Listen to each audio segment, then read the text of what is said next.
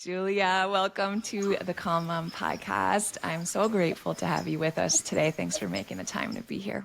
Oh, Michelle, I'm so excited. We talked a couple of minutes before this, and this is probably my favorite thing to talk about is just motherhood in general. So thanks for having me.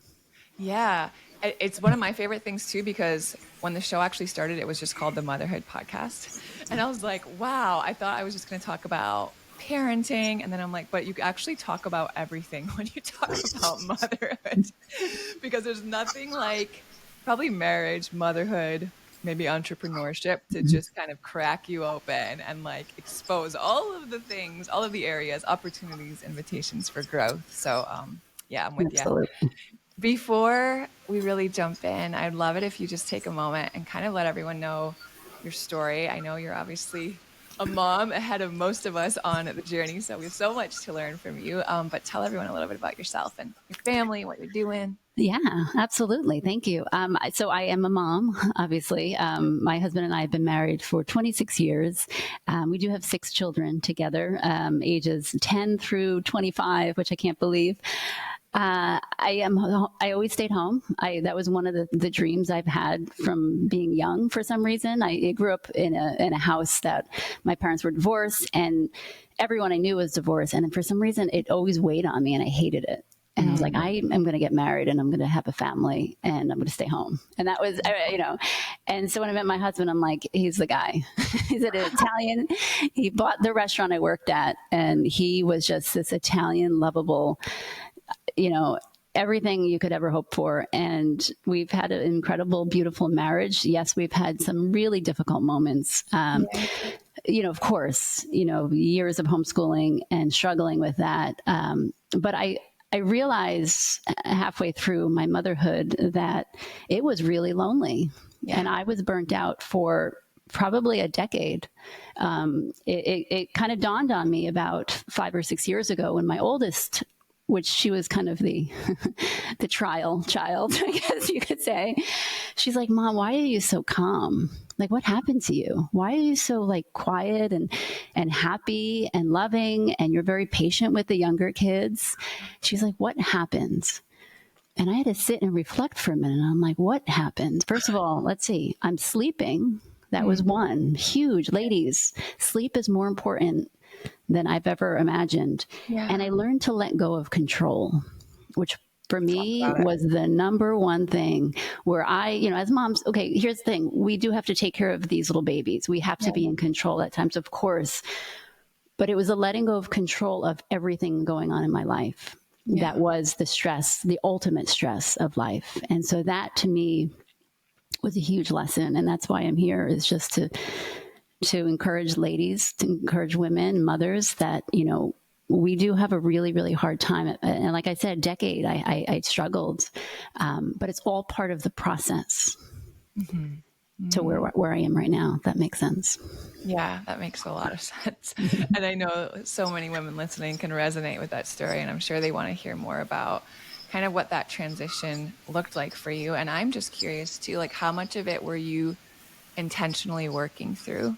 Like, you're like, I realize that I'm trying to control things, and like you were taking steps, or was it just kind of this natural evolution as you just grew and matured in motherhood and, the wisdom of just age, like getting older and experiencing more life, where you sat down and reflected and you're like, oh, I can point to that as one of the main reasons why I feel different today? Yeah, that's a great question. I think it wasn't that one moment. It was an ongoing. And like, you think of like the old wise woman in the rocking chair knitting, and you're like, oh my gosh, will I ever be like that wise, like her? Well, she went through a lot of things. She's gone through a lot. And in order for us to get there, we have to go through those difficult moments. Yeah. We have to go through those like dark times. And let me tell you, motherhood, I remember my husband used to say, oh, why wouldn't a woman want to stay home? It's so fun. You can just hang out, play with the babies. You go to the mall, you hang out.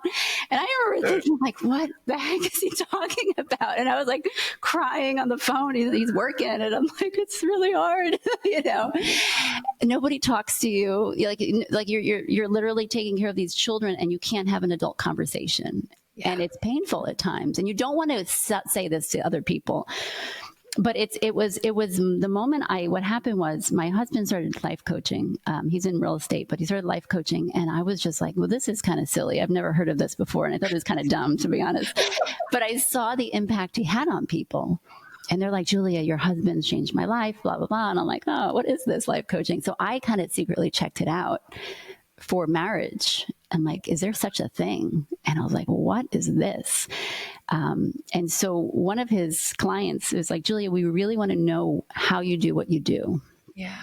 And I'm like, what does that mean?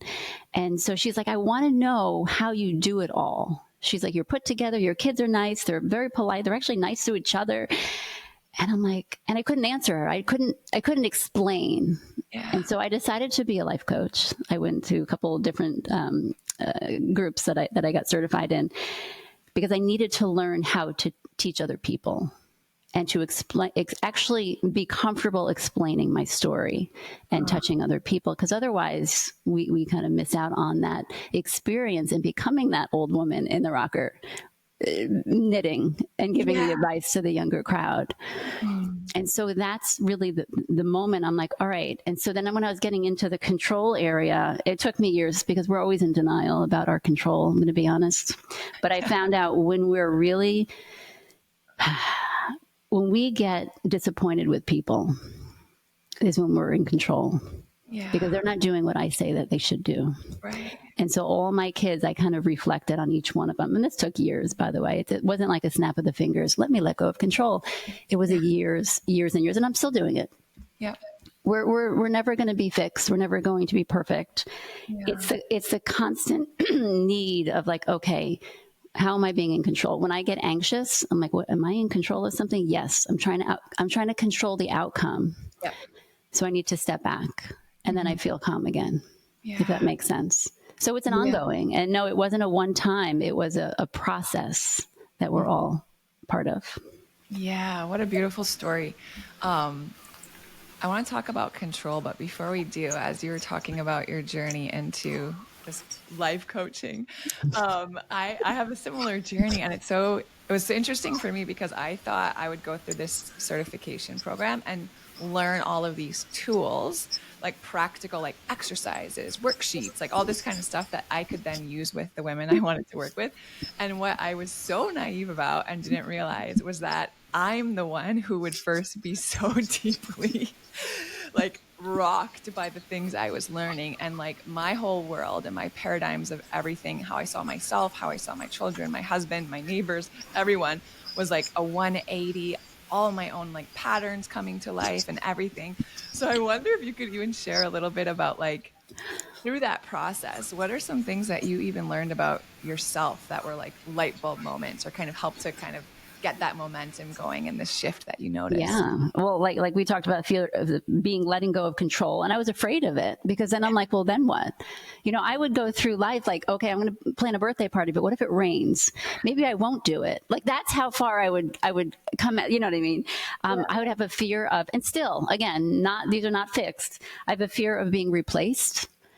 One of my children, I literally was completely overwhelmed with cooking. There's a lot of cooking going on in my house. Everyone's home all the time. My husband works from home at times. So there's like 8 plates on the table for 3 meals a day. It's a lot. And at one point I'm like, God, I can't do it anymore. I'm like, I need help. I'm like so overwhelmed. And my daughter, she was 15. She's like, Mom, can I cook? And I said, sure. Now they all cook, but she wanted to take on a meal a day. And this was the biggest miracle of my life, because she was amazing. We sat down and my husband's like, wow. And I agreed. That was better than anything I made.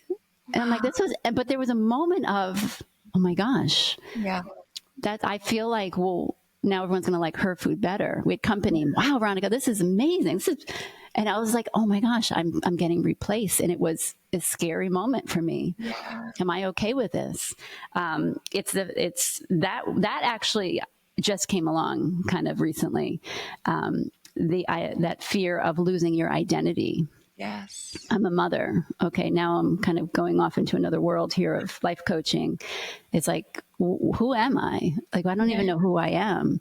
And so that identity, and I talked to all these people and their light bulbs are going like, oh, wow, I didn't know. And I'm like, oh my gosh, that's me. So I'm like, wait a minute. I need to work on this. And then so I would write things down and I would come home and I would like reflect. I'm like, okay. And my favorite thing about life coaching is it reminds us that we're all going through these things. Yeah. I mean, I have women open up and I'm like, thank you for saying that, because I actually needed Judy. And this is me as a coach. I'm getting paid because I needed to hear that. Yes. I needed to hear that I wasn't the only one feeling that way. And it's pretty much every other person is feeling the same way. And it's refreshing. I'm going to be honest, because I hid everything. I pretended I was, I was always happy in my marriage, but it was very lonely at times. Yeah. And so I didn't want to tell anybody that, because my husband had a job, we had a beautiful house, we had a family, we had support, we had everything. Mm-hmm. And if I complained that I wasn't happy as much as I thought I should be, well, I didn't want to be a complainer. So therefore I just hid everything and nobody knew anything. And so it takes courage to actually say, something's not right. Agreed. It's vulnerable. And I think you're right. So many of us have been, I don't know if conditioned is the right word, but like we want to be strong and capable and all of the things, 100%. Right? To sort of be honest and be like, this is really hard. It's like, it's not because it's okay to ask for help. Yes. It's hard. It really is hard. Yes. It's hard for everybody. If they say it's easy, they're lying. Or they have a lot more help than you, or something else is hard that doesn't seem hard for you, right? It's like we all struggle. Okay, so I want to talk about 26 years of marriage. Mm-hmm. That's so beautiful, and congratulations, because I can only imagine. I think a lot of times, we see a marriage like that and we just assume like, well, they must have some secret sauce, or they must just like whatever. But the reality is all relationships with any sort of intimacy has mountains and peaks and valleys and really, tough spots and all the things. I want to hear a little bit about maybe some of the things that you see over and over as you're coaching women in their marriage, maybe like themes that you love to bring insight to or share personal stories about that have really been a contributor to the long-term success of your marriage.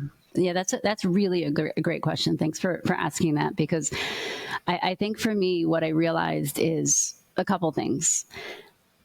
And again, this is every time I coach someone in marriage, I'm like, I learn so much and I take away so much. And one of the things is, and I'm going to say it really loud, is that our husbands do not know what we're thinking. Yes. Oh my God. If I could just write that on my forehead, because we literally will go through our day irritated because they don't know what's bothering us. Yeah. We don't want to say it because they should know.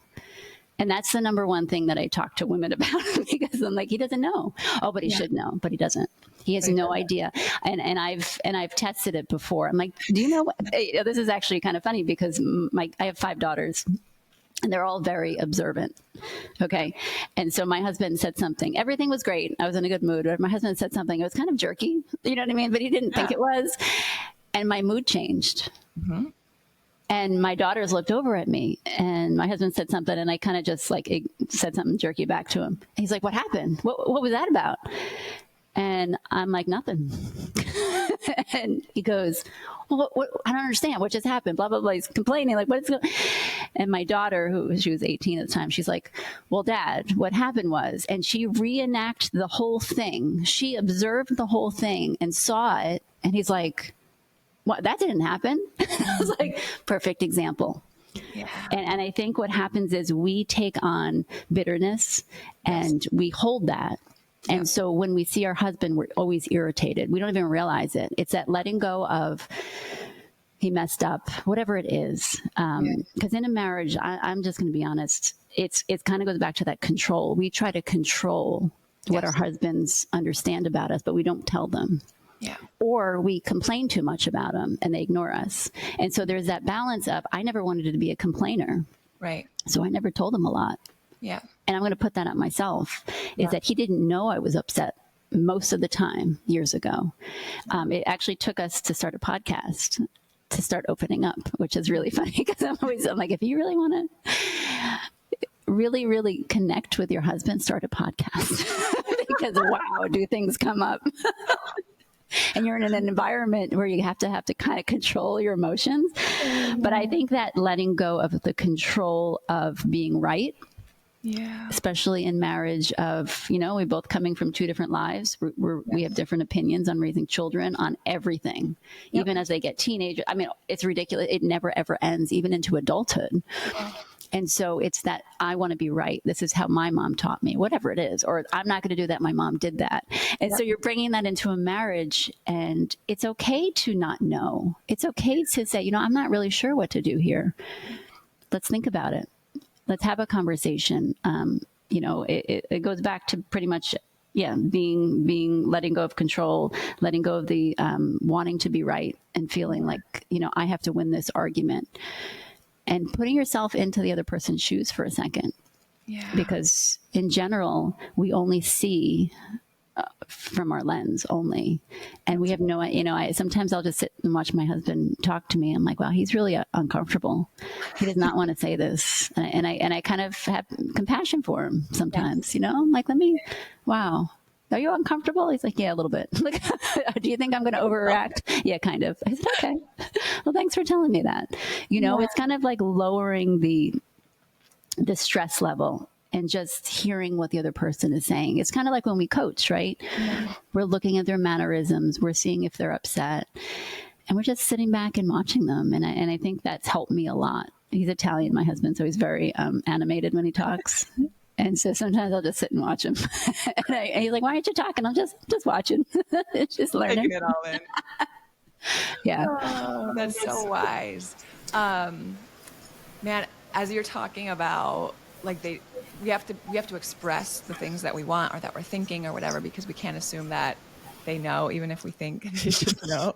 I couldn't agree more. And also what was kind of coming to me while you were sharing that is how often I didn't even know. Like, I expected my husband to know and understand and do things that subconsciously I just expected men to do, or dads to do, or husbands to do, but I wasn't even aware of it. Yeah. And then when he didn't perform to an expectation I never communicated, the resentment was out of control, and I couldn't even pinpoint what about it was driving me so crazy. Yeah. Until I slowed down enough to be like, whoa, like, what is going on here? Why when he, I don't know, doesn't wake up in the night to help me feed the baby, or why, when he doesn't open the door, or like whatever the little things are that we just saw growing up that our partners didn't necessarily, and then don't do, why it bothers us so much.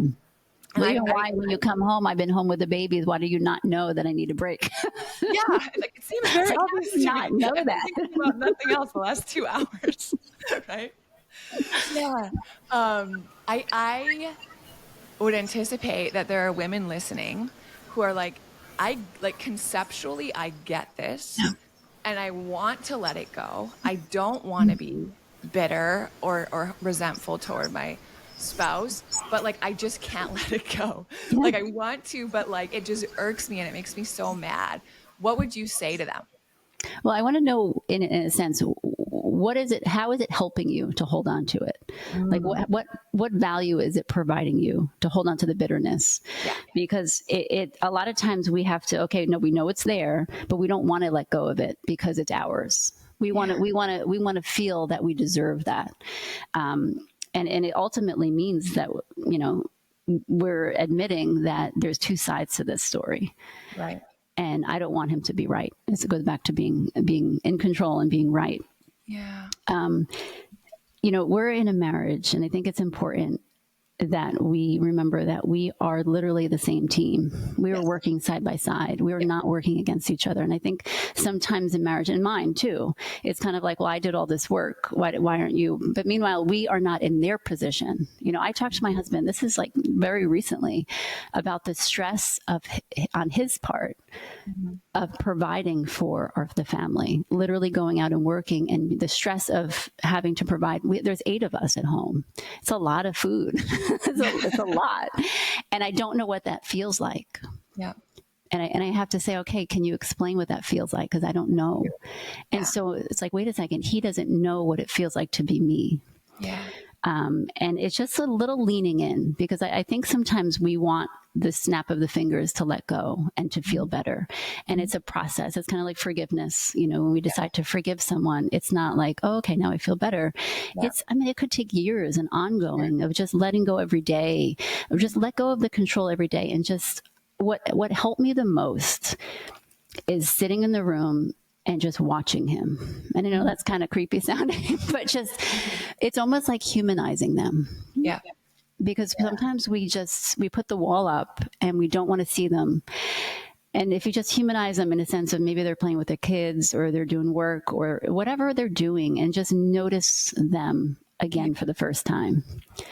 You know what I mean? It's a simple little thing. And maybe even journal, because I think journaling, I feel like we have these reoccurring thoughts in our head, especially negative about our husband, and they just stay there. They're just in our head, and they're following us around through the day and helping us make really bad decisions. And if we just write it out, take it from our head, put it on the sheet of paper, rip it up and throw it out. Yeah. Just get it out of your head. If you can talk to someone, please choose someone who is very wise, that is not a complainer, that is not like a person that's like, oh, you should say this. You know what I mean? Yeah. Someone with compassion, a wise woman who's maybe been through something similar. Because who we talk to and who we surround ourselves, which I never really thought about until recently, is gigantic in our marriage. Oh, because some people are anti-marriage, they're anti-men, and it really doesn't go well with you if you're trying to have a good, healthy marriage. You know, learn to love your husband again from where he is right now, if that makes sense. That makes a lot of sense. Yeah, it's really beautiful. And it all comes from a place of compassion and curiosity, right? Yes. I know for me, journaling, especially kind of as it relates to what we're talking about, and even the resentment, is sometimes I'll just journal and I'll start it like, the story I'm telling myself is. Yes. And then I'll just keep going. It's just a story I'm telling myself. And then I'll go back through it line by line and be like, how much of this is actually true? Right? How can I prove this? How do I actually know this? And then I kind of like tear it all apart myself. It's like the lawyer in me comes out and I'm like fact checking, right? Myself. And I'm like, by the end of it, 5 minutes later, I'm like, oh, there's actually a lot of mistruths in there. And once I like untangle it all, it's a lot easier for me to then see the next step. So that's been really helpful. And then the other thing I loved so much that you said is just being so discerning about who we're speaking to about our marriage. And this is advice. So my husband and I just celebrated 15 years of marriage a couple of weeks ago. Yeah, so that was really exciting for us. But a piece of advice that we got early on that I preach as much as I can, because it was so helpful for us, is exactly that. And we sat down, the two of us, and we each decided mutually on who we would go to when we needed marriage advice, or we're having a fight or a disagreement or a rough patch or whatever. Because our marriage was too sacred to us, right? For Jeff to be getting advice from, like, I don't know, the bartender down the street or the guy at the park, or like his uncle who's been divorced 3 times. I'm like, I don't want them speaking into our marriage. They don't know us, right? They don't have our marriage and our best interest at heart. They don't align with our same values. I want someone who's going to speak life and has been through this stuff. So we sat down and we're like, okay, we have a couple that mentor us in our marriage, Esther and Frank. And it's like, okay, you go to Frank when you have stuff. I'll go to Esther.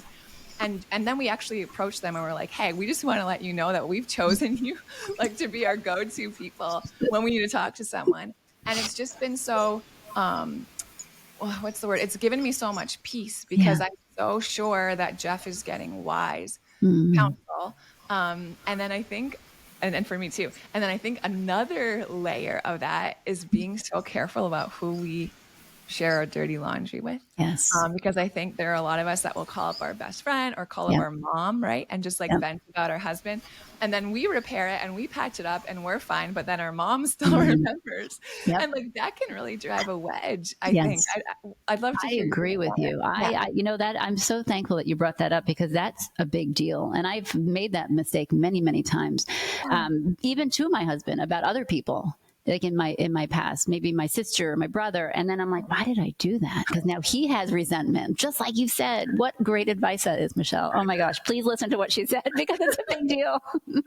Yes, I love that. And I too also, it's important, because there was something we learned recently, and this is a really hard thing for some people, is when you're having those conversations with your husband, those quiet conversations, to give permission to them to be open, honest, and exactly tell me, I want to know what you're feeling. And I'm going to give you permission to do that. And I'm going to make this decision right now, not to overreact, not to question you, not to defend myself. Wow. I just want to listen to where you're coming from. And let me tell you, it's really hard for some people. Yeah. It really is. I think sometimes it depends on our past, on where we came from. So if my husband was always accused of, like my mother-in-law, very Italian, like my husband was always wrong because he was the older one. He always got in trouble, even though it wasn't his fault. Okay. So when you accuse my husband of something, even if he did it, and it could be something dumb, like drinking from one of my kids' glasses that he doesn't want, I don't know, he gets very defensive. It's very interesting. And I have to think, okay, I know why he does that, because his whole life, he was accused from his mom about doing something wrong, even though it wasn't him, you know?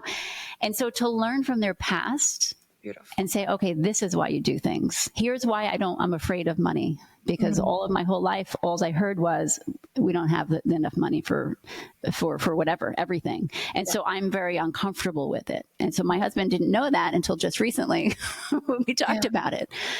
So there's a lot of things to unpack. And so to have a really open conversation about whatever it is, have a conversation about your past, about, what your childhood was like, what your mom was like, how she treated you, what your father was like, what role he played. Because even the money situation in the house, because a lot of their issues is money. And we've come from two different backgrounds and our view of money is different. So now it's like a new understanding. Oh, okay. I didn't know that you went through that. That makes a lot of sense. Now it's not a reason to, I give you a pass for that. But at least on my part, it's like, okay, I understand where it's coming from. Yes. But now we can address it. And so to have an open conversation and give the other person permission to be open. I'm not going to judge you. I'm not going to, lecture you. I'm not going to, all of that. I just want to listen and truly listen, but do not give advice, and then do it the other way. But be like, listen, can you just hear me out for a minute? I'm not looking for advice. I just need you to hear me. And it's very hard for some people. But it's on that, I think, was our biggest breakthrough in our marriage. I could see that. See that, because it opens up so much safety. And trust. Right. And I think 100%. A lot of times we don't express these things because we don't trust or feel safe about what's going to happen when we express them. Right. He's going to get defensive. He's going to get mad. He's going to deny it. I'm going to be, he's going to gaslight me. Like, it's not going to go anywhere. And that's frustrating. With a whole other grouping of not feel good emotions. If your marriage is like that, you're walking on eggshells. You're afraid. You're literally afraid in your marriage, because if I say something, you're going to react. And so to have that open, hey, wouldn't it be great if we just tried it once? Okay. I was going to ask, like, what do you, for women listening who are like, I wish I could do that. I love that. Like, just bring up and be like, hey, what do you think if we tried this? It's scary though, because you don't know what your husband will say, and you don't have control over that. And he might say, listen, I'm afraid to come to you and tell you things because you overreact sometimes. And what are you going to do about that? And you have to find your maturity, your dig deep for that emotion. Sitting there listening. Exactly. But oh my gosh, let me just tell you though, is that once we started doing all this, like when I look back at our marriage, I sometimes look at the pictures from years ago, and we, it was good. We had a good life, but it wasn't a deep connection. And I'm just going to tell you, all the uncomfortableness, all the difficult moments of having to deal with, like, wow, I really do that, trying to work on myself. Our connection now is beyond anything I could ever imagine. And I just want to tell you all, it is 100% worth it. It's 100% worth being uncomfortable, being that, scared, letting go of all the things that we've been talking about. Just try it. I mean, I've never heard it any like go badly. It's just, it's incredible because when you have a connection, your kids see it, they're happier, and your family is just in a happier place, and it's beautiful. Oh, I couldn't agree more. That's so awesome. And I know for me, like I had such a pattern, like from early childhood of like suppressing my emotions and not communicating. And I remember when I like discovered that about myself and realized it and made a commitment that I was going to communicate more with my husband and better with my husband. I told him, I'm like, I'm working on being honest with you when I'm like feeling sad or disappointed or upset about things. And it's going to be really uncomfortable and hard and awkward for me. So if you see me come to you like super awkward, can you please just listen? Because I'm going to just cry. And he's so gracious, and he did. And that was like, I don't know, 10 years ago. But man, was it awkward at first. Sometimes it was so awkward that I would literally write down what I had to say because I knew I would just like black out when I got to him. And I'd be like, can you please just hear me? And I'd put my head down and I would read it and he'd be like, okay, I hear you. Give me a hug or whatever he said, because he's so kind. But like, I love that. It was clunky, but it was so worth it. And it's like a muscle, right? Then it got easier and easier and easier. Because if you're not used to it, I love that you said that because I actually used to do that. So like, I don't think I'm not the only person. Yay. But I like that because when we're in the moment, if our husband's like, what's wrong? Sometimes, like years ago, I wouldn't even know it was wrong. Yeah. Same. I actually didn't have the muscle, like you said, to say, okay, here's what's wrong. Or it was like 700 things. So how can you, like, how can it was just a feeling, like a feeling of, I don't know what it means. I don't know where it came from. I'm just not okay. Yep. And so I love that you said that, to write it down, because when we get into the moment, sometimes we're so overwhelmed with emotion that we can't explain it. And our husbands are like, who did I marry? Like, what's going on over here? And then we're uncomfortable. I love that. Write it down. Write it down. Yeah. Let it be awkward. It's okay. Yes. Thank you. I love it. The resentment and the bitterness is worse. That's right. I promise you. Because, we were never taught, and this is something important. We were never taught in school, and maybe we had moms and whatever that taught us this, but we were never taught to explain what we're feeling. No. We were never taught to have these certain conversations. My kids nowadays are so different than they used to be. They're like I have 2 life coaches living in the house. My 2 oldest kids, I made them do like life coaching school because I'm like, you need to learn this. Yeah. So sometimes my kids are like, please stop, please just stop. But sometimes they're like, Ma, I need help. I'm like, all right, let's go. And our relationship changed because I don't say, oh, this is what you need to do. Yeah. I mean, we've had conversations. I've had conversations with my daughter, who was 24 at the time, and she was terrified. She's like, I'm just, for some reason, I'm just angry. I don't know why. Yeah. And I just sat there thinking, okay, this could go one way or the other. I'm just going to sit and listen. Mm-hmm. And we had the most beautiful 2-hour conversation probably ever, because I didn't give her advice. I just listened. And that's hard. Yeah. It's a hard thing to do. As a mom. Yeah. Yeah. Yeah, but it's such a gift. Yeah. Yeah. Because we want to fix. Yeah. We want to fix everyone, make them feel better. That's just what we do, And the hardest thing to do is watch our child sit and cry and not be happy, and we can't fix them. Right. But we could sit and listen. Yeah, that's right. And guide them. Yeah. So, yeah. And that's what she needed. That's what she needed. And my gosh, did her situation change dramatically. So I just, we just sat and listened. And like I told her, I said, you were, because she was upset that my younger kids had it easier than she did. And I said, no one asked you to be the oldest of 6 children. I said, I put on her, she was a helper. She was a mother's helper. I mean, pregnancies that I went through, the difficult years of many things that happened. I said, I didn't ask you for your permission to help me. I just assumed and I expected. And now you see your younger siblings, they have it easier than you. I said, but what they missed out on is having little siblings in the house, the new babies that came in the house, all the experiences you had, they missed out on that. And she never thought of it on the other side, because we don't look at the other person and say, oh, you have it easier than me. But what do they have? I mean, my little daughter, she's 10, and she was the one that was obsessed with baby dolls. I'm like, look, she still has baby dolls because she never had a baby in the house. And my daughter, our oldest daughter, got really sad. She's like, I never thought of that. Yeah. Like, you know, and so to take ourselves out of the situation and put it into the other person is really healing, because we always think that we had it worse, they had it better, Yeah. but we never, do you know what I mean? Yeah. So And I also, it's funny that our conversation, I look around and all my kids were sitting there all watching the conversation. And I was like, wow, this is like what a a family therapy moment. yeah. But it was amazing. It was an open, honest, I heard this, I knew it, but we never talked about it. Wow. I like Yeah. felt myself getting emotional while you were sharing that, No. because I'm the oldest of 5. Yes. And like I can just Okay. relate to so much of that. Yes. And what I loved so much about you sharing this story is that in your not trying to fix it, you still saw her, Yes. Oh, yes. right? And Yeah. validated all Yeah. of that Yeah. because it's real for her. Yeah. And then gently also presented another Yes. side of the It story. is, but at the same time, like we still are going to feel that, even though she went through it and she saw the other side, we still are feeling that. Yeah. Like, I wish I had a mom that was calm. I mean, I used to yell a lot. I used to yell because I was scared. Sure. Usually moms yell because they're scared. They don't know what the outcome's going to be. They think they're ruining the child. I mean, for years, I'm like, all my kids are going to be in therapy. That's just what the reality is. They're all going to be messed up. And I was overtired, overworked. I didn't want to ask for help because I didn't want to be that weak mother. Yep. I was borderline depressed. Like, what is my life about? Sitting there on the floor in the hard winters in New York, thinking like, when is my life going to begin? Type of thing. And I feel like I didn't give them the best version of myself because of my selfishness, if that makes sense. Yes. You know what I mean? I had help if I wanted it.